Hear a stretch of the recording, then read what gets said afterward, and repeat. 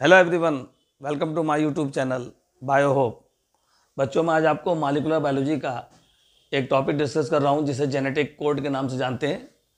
एक अच्छा क्वेश्चन है, बोर्ड के एग्जाम में भी आता है और यहाँ से नीट में भी कई क्वेश्चन निकलते हैं। आपको बहुत अच्छा लगेगा आज का टॉपिक। देखिए, कई क्वेश्चन मिलने वाले हैं आज आपको इस टॉपिक से। सबसे पहले हम जेनेटिक कोड क्या होता है इसको डिस्कस करने जा रहे हैं। ध्यान से देखेंगे बच्चों। जेनेटिक कोड ये टर्म दिया किसने? एक साइंटिस्ट थे, उनका नाम था जॉर्ज गैमो। देखिए, the term genetic code first of all given by, scientist का नाम है जॉर्ज गैमो। तो जॉर्ज गैमो ने सबसे पहले जेनेटिक कोड टर्म दिया था। ठीक है, एक्चुअली जेनेटिक कोड होते क्या है? इट इज द कॉम्बिनेशन, ये कॉम्बिनेशन है कितने का? 3 न्यूक्लियोटाइड का। ठीक है, 3 न्यूक्लियोटाइड सीक्वेंसेस होती हैं जो डीएनए पे लगी रहती हैं, जिनको हम एग्जाम्पल के तौर पे ये लिखा गया AGCT कहते हैं। तो जरा गौर करिए, genetic code term given by George Gamow, ठीक, गैमो साहब ने दिया था। ये combination of the 3 nucleotide sequences on the DNA, जो डीएनए होता है, डीएनए के ऊपर 3 न्यूक्लियोटाइड सीक्वेंसेस होती हैं, ठीक है, उनका कॉम्बिनेशन होता है जेनेटिक कोड जो होता है। It is composed of 4 nucleotide. ये 4 न्यूक्लियोटाइड से मिलकर बना होता है। 4 न्यूक्लियोटाइड से कौन कौन से 4 न्यूक्लियोटाइड? डीएनए पे कौन कौन से 4 लगे होते हैं? Nitrogen base, adenine, guanine, cytosine, thymine. अगर डीएनए पे सीक्वेंसेस हैं तो ये नाइट्रोजन बेस होंगे, adenine, guanine, cytosine, thymine, AGCT।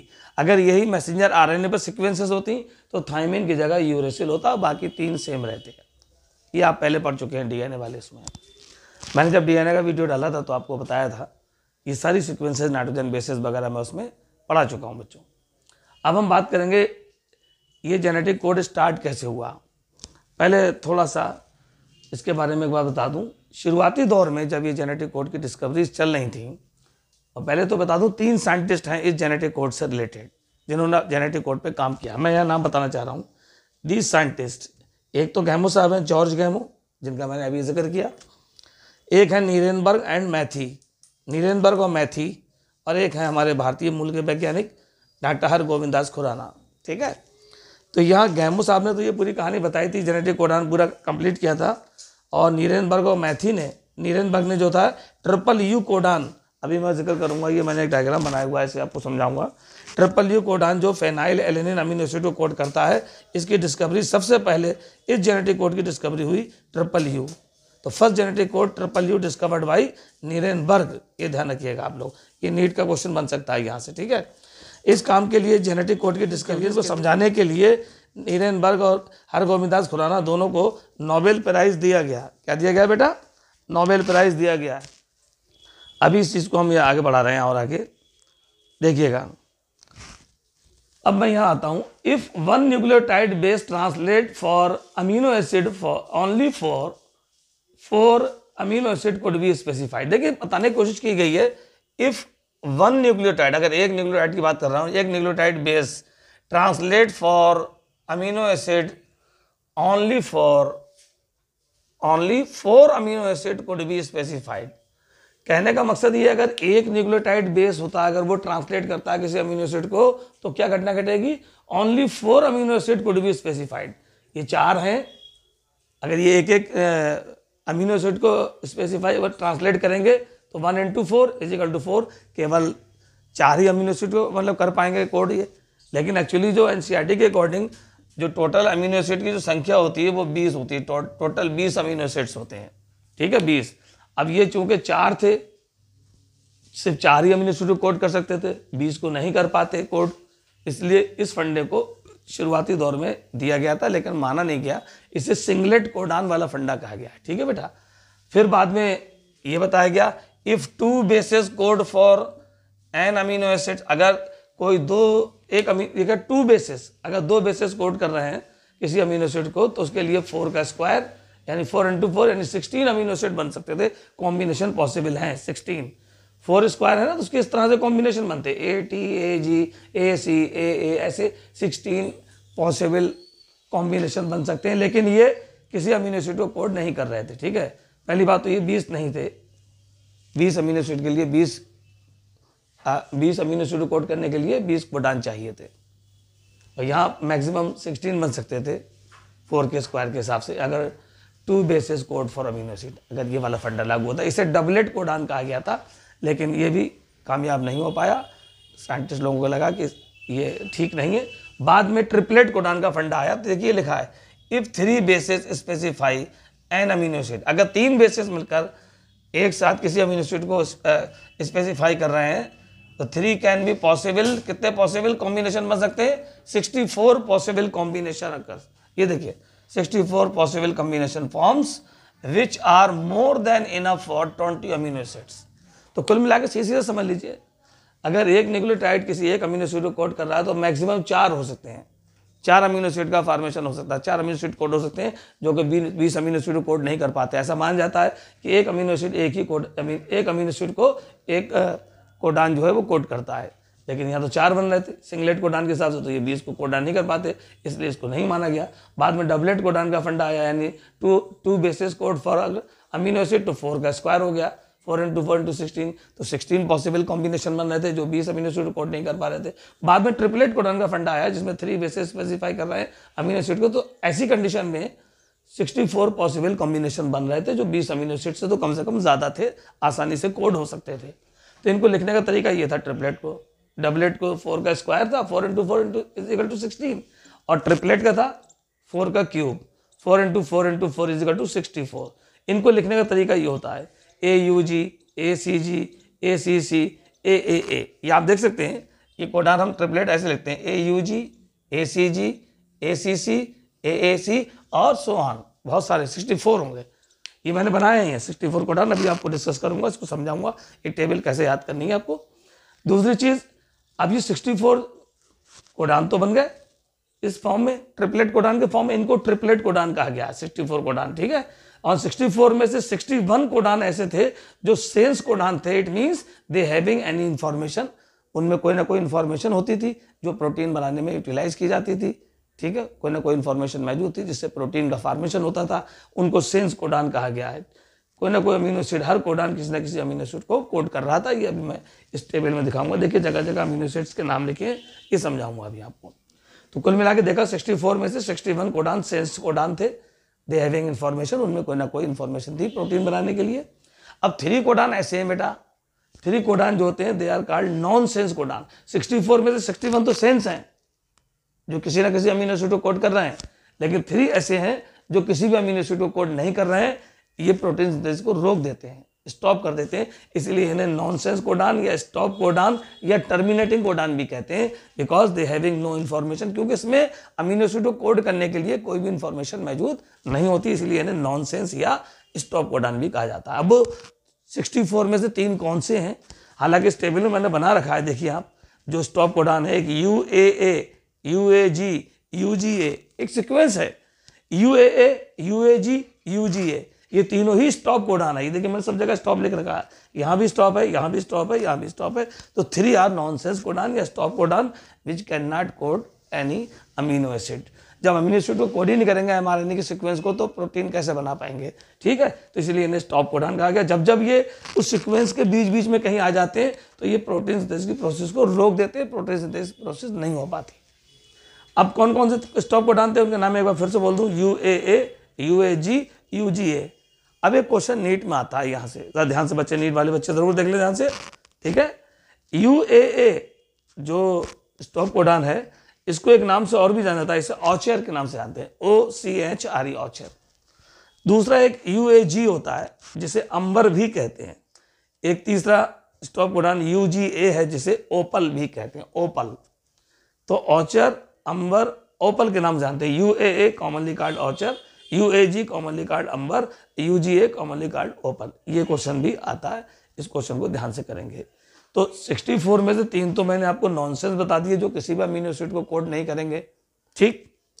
अब एक ऐसा भी होता है 64 में से जो सबसे पहले प्रोटीन सिंथेसिस की प्रोसेस को स्टार्ट करता है, उसे हम स्टार्ट कोडान कहते हैं। ये उसका नाम होता है AUG। AUG ये बना है AUG, this is the starting codon, it initiate the process of protein synthesis. Protein synthesis को इनिशिएट करता है, और ये मिथियोनिन अमीनो, MET लिखा है बेटा, ये MET का मतलब मिथियोनिन अमीनो एसिड को कोड करता है।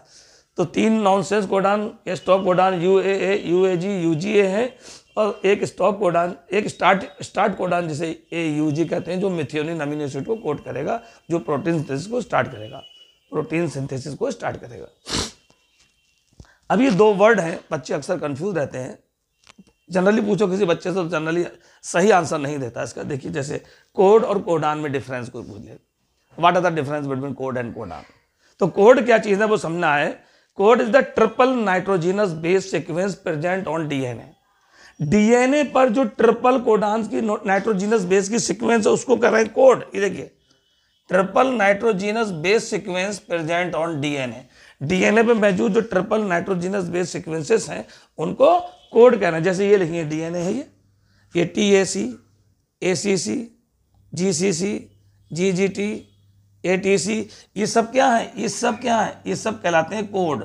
क्या कहलाते हैं बेटा? कोड, क्योंकि ये DNA पे मौजूद है। तो मैंने ही तो बोला nitrogenous base sequences present on DNA पे मौजूद जो नाइट्रोजिनस बेस सीक्वेंसेस हैं उनको ट्रिपल मतलब 3 के फॉर्म में, 3 नाइट्रोजन बेस। ये देखिए ध्यान से देखिए 3 ये लाइन से सीक्वेंस है, DNA का कोई एक पीस है, उस पर लाइन से ये सीक्वेंसेस लगी हैं जिन्हें हम कोड कह रहे हैं। और ये डेफिनेशन भी लिखी इसकी, triple nitrogenous base sequence present on DNA।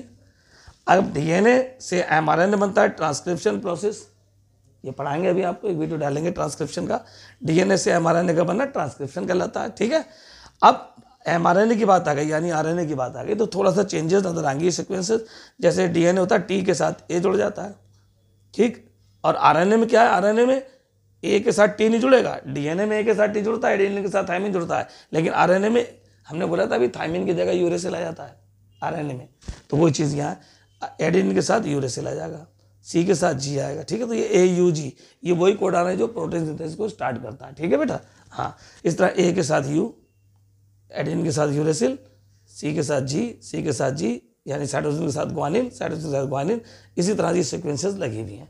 Finally कहीं पर एक सीक्वेंस ऐसी भी आ रही है जैसे UAG, हमने पढ़ाया था UAG, ये तो बेटा स्टॉप कोडान है, तो देखो हमने यहाँ लिख भी रखा है stop codon. UAG show the, ये स्टॉप कोडान शो करता है, ये स्टॉप है, ये प्रोसेस को रोकेगा। ये सीक्वेंस चल रही है mRNA पे, लाइन से ये सीक्वेंस आ रही है, ये प्रोटीन सिंथेसिस को स्टार्ट करेगा, ये वाला सीक्वेंस, इससे और दूसरा अमीनो एसिड बनने जा रहे हैं। और इन्हीं चेन के बीच में कोई भी, इन तीनों में से कोई भी एक स्टॉप कोडान आ जाएगा तो वो प्रोटीन की प्रोसेस को रोक देगा। इट मीन्स वो mRNA की जो सीक्वेंसेस हैं उनको कोड नहीं कर पाएगा, प्रोटीन सिंथेसिस रुक जाएगी, इसलिए उसे स्टॉप कोडान कहते हैं। अब जैसे यहाँ एक चीज़ हमने 3 चीज़ों को यहाँ शो किया है एक साथ, DNA की सीक्वेंस ये है, उसके अगेंस्ट mRNA की सीक्वेंस ये है, और AUG मतलब AUG किसे कोड कर रहा है? मेथियोनिन अमीनो एसिड को। अभी मैंने बताया था ये यहाँ, ये AUG code for methionine, MET।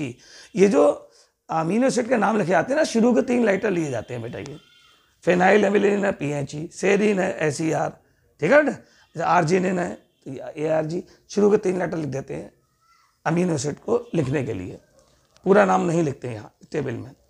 अब जैसे AUG था, ये कोड कैसे कर रहा था, कौन सी प्रोटीन को? ये मेथियोनिन को कोड कर रहा था, मैंने आपको दिखाया। जैसे UGG है, ये ट्रिप्टोफैन को कोड करता है, देखो ये लिखा होगा UGG TRP, ये लिखा है UGG TRP, ट्रिप्टोफैन को कोड कर रहा है। ऐसी CGG एक कोडान है mRNA पे, वो आर्जिनिन को कोड करेगा, CGG, ये लिखा है बेटा देखो CGG आर्जिनिन को कोड करता है, दिख रहा होगा बच्चों। CCA जो है ये प्रोलीन को कोड करता है, प्रोलीन अमीनो एसिड को, ये देखो प्रोलीन CCA ये। और इसी सीक्वेंस के बीच में कोई इन तीनों में से एक आ गया, मान लो ये वाला आ गया ये, तो ये स्टॉप कोडान है, ये प्रोटीन सिंथेसिस को ब्रेक कर देगा, रोक देगा। ये बात आपके समझ में आ गई होगी।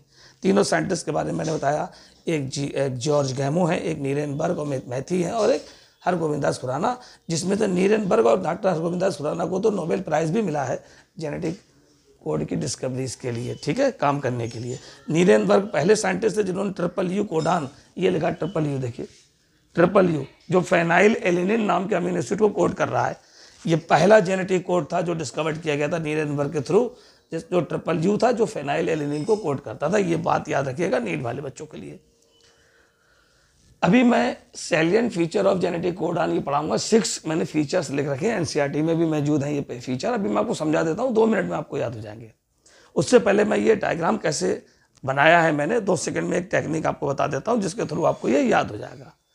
64 कोडान बनते हैं ना, तो 64 यानी, और एक कॉलम में 4 4 हैं, देखो 1 2 3 4, और 1 2 3 4 4 कॉलम ये हो गए और 4 ऐसे में 4 चौक 16 कॉलम हमने पहले खींचने हैं और थोड़े बड़े बड़े खींचने हैं ताकि उसमें 4 कोडान एक साथ आ जाए। ठीक है, अब हमें सीक्वेंस जो याद करनी है, सीक्वेंस जो किसके सामने रखना है, क्योंकि RNA के ऊपर हम सीक्वेंस शो कर रहे हैं तो हम ये T की जगह U लेंगे, UCAG सीक्वेंस ले रहे हैं। ये हमने लिख दिया फर्स्ट पोजीशन, पहले वाले खाने में U, दूसरे वाले खाने में C, तीसरे में A और चौथे में G। ये फर्स्ट पोजीशन, देखो नीचे मैंने एरो लगा दिया, फर्स्ट पोजीशन, नीचे एरो लगा के UCAG। ये सेकंड पोजीशन है बेटा, यहाँ भी देखो हमें UCAG, चारों कॉलम ले लिए। ये थर्ड पोजीशन है, यहाँ हर खाने में UCAG ले लिया। अब चूंकि मैंने ये बोला फर्स्ट पोजीशन ये है, ध्यान सुनिएगा, तो शुरू के 4 जो वर्ण है यू, चारों जगह में यू लिख लिया। इस सेकंड कॉलम में भी 4 जगह यू लिख दिया, इसमें भी यू, इसमें भी यू, ऐसे में सब में यू, क्योंकि ये फर्स्ट पोजीशन में था। अब सेकंड सी पोजीशन है, तो इन चारों जगह 4 जगह सी, 4 जगह सी, 4 जगह सी, 4 जगह सी। ऐसी ए था, यहाँ पर ए, ऐसी ये जी था, इस वाले में सब में जी, पहले अक्षर सब में जी बना लिया। ये फर्स्ट पोजीशन थी हमारी।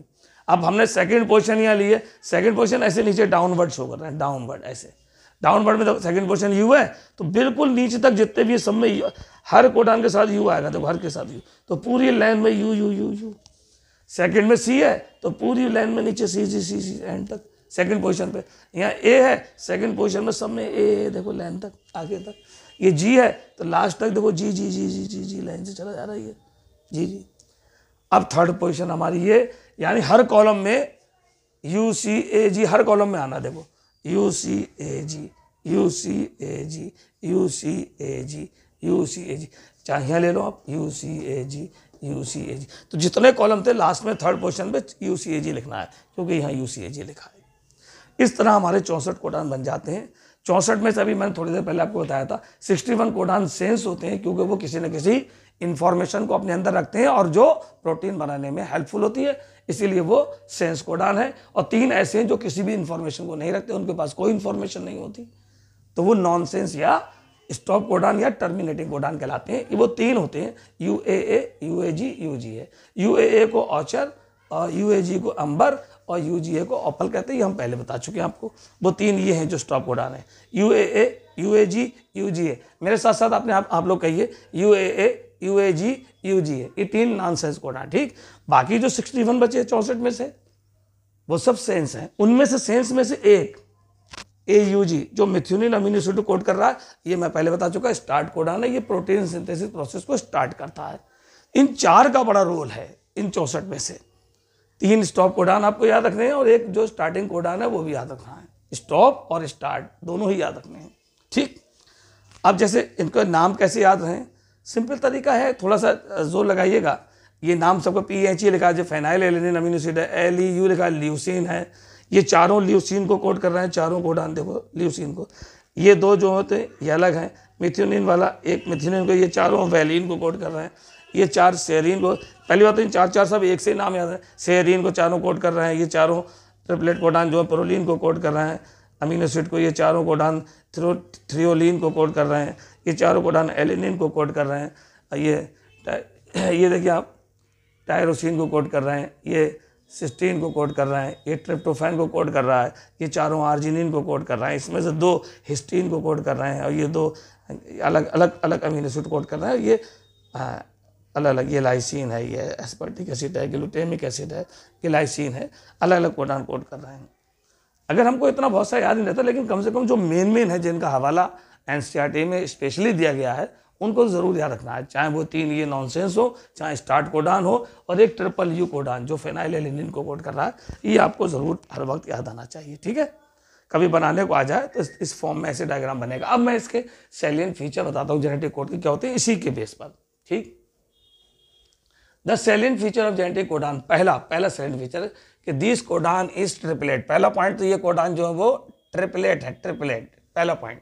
और ट्रिपलेट में तो मैंने बोला 61 codon code for amino acid, 61 ऐसे हैं जो किसी न किसी अमीनो एसिड को कोड कर रहे हैं, मैंने बोला था अभी आपको। और 3 codon do not code for any amino acid, ये किसी भी अमीनो एसिड को कोड नहीं कर रहे हैं। हैंस दे फंक्शन एज इसीलिए इनको हम क्या कहते हैं, स्टॉप कोडान भी कहते हैं, या टर्मिनेटिंग कोडान भी कहते हैं, या नॉनसेंस कोडान भी कहते हैं। ये पहला फीचर हो गया जो मैंने आपको काफ़ी देर से समझा रहा हूँ और आपको समझ में आ गया होगा। टोटल कोडान ट्रिपलेट कहलाते हैं सारे, ये 3 न्यूक्लियोटाइड से मिलकर बने हैं बेटा, 3 न्यूक्लियोटाइड इसमें मौजूद हैं। और ये देखिए 61 कोडान उसमें से सेंस है जो किसी न किसी अमीनो एसिड को कोड कर रहा है, 3 नॉन सेंस है क्योंकि वो किसी अमीनो एसिड को कोड नहीं कर रहा है। तो पहला पॉइंट समझ में आ गया, पहला फीचर। अब एक फीचर और जो मैंने अभी थोड़ी देर पहले समझा दिया था आपको, वहाँ पढ़ा रहा था तो बताया था कि 1 कोडान ऐसा होता है जो code for only 1 amino acid. ये इंपॉर्टेंट पॉइंट है, 1 codon code for only 1 amino acid. एक कोडान केवल एक ही अमीनो एसिड को कोड कर रहा है, हैंस इसीलिए इसको हम क्या नाम देते हैं, हैंस इट इज कॉल्ड अनअम्बिजियस। इसीलिए इसे अनअम्बिजियस भी कहा जाता है एंड स्पेसिफिक भी कहा जाता है। स्पेसिफिक मतलब कोई खास, स्पेसिफिक आप जानते हैं लोगों की अपनी में चॉइस होती है, स्पेसिफिक चॉइस। किसी को चाय पसंद है, किसी को लस्सी पसंद है, ठीक है, किसी को शरबत पसंद है, तो ये सब स्पेसिफिक चीज़ें हैं, ठीक है। अब ये पैसे, किसी बच्चे को कागज़ के नोट पसंद है, किसी बच्चे को सिक्का पसंद है, तो उसके लिए वो स्पेसिफिक है। स्पेसिफिक आप लोग अच्छी तरह जानते हैं चीज़ों को, ठीक। तो ये बता दिया गया एक कोडान एक ही अमीनो एसिड कोड करता है, इसीलिए उसे अनअम्बिजियस कहते हैं। अनअम्बिजियस का मतलब 1 codon code for only 1 amino acid, या उसे स्पेसिफिक भी कह रहे हैं, ठीक। ये ध्यान रखिएगा। अब एक चीज़ यहीं पे और बताई गई, ये बताया गया कि some amino acid are coded by more than 1 codon. कुछ अमीनो एसिड ऐसे भी हैं जो एक से ज्यादा कोडान के थ्रू भी कोड कर लिए जाते हैं, hence they are called degenerate, तब उन्हें डीजनरेट कहते हैं। अब ये तो इसकी अलग बात हो गई। अभी कहेंगे सर आपने पहले तो ये बताया, अब ये बता रहे हैं। हाँ ऐसा भी होता है। देखिए यहाँ मैंने बोला 1 codon code for only 1 amino acid, इसीलिए इसको अनअम्बिजियस कह रहे हैं। और अब मैं दोबारा ये बोल रहा हूँ, इसी में थर्ड पॉइंट इसका ये है, silent feature, some amino acid are coded by more than 1 codon. कुछ अमीनो एसिड ऐसे भी हैं जो एक से ज्यादा कोडान के थ्रू भी कोड हो जाते हैं। जैसे एग्जाम्पल दिया मैंने, सी, देखिए CAU, CAC, ये लिखे, देखो ये लिखे CAU, ये लिखा CAU, एक ये लिखा CAC, ये लिखा CAC। ये दोनों देखिए 2 अमीनो एसिड है, 2 कोडान है, लेकिन एक ही अमीनो एसिड को कोड कर रहा है, किसे, हिस्टीन। हिस्टीन अमीनो, देखा some amino acid are coded by more than 1 codon. तो ये अमीनो एसिड एक से ज्यादा कोडान के थ्रू भी कोड हो रहा है। देखिए ये अमीनो एसिड एक से ज्यादा कोडान के थ्रू भी कोड हो रहा है, तो ऐसा भी देखा गया है। तो generally 1 codon code for 1 amino acid, that's why they are called unambiguous. But sometime देखा गया कि some amino acid are also coded by more than 1 codon, that is called degenerate.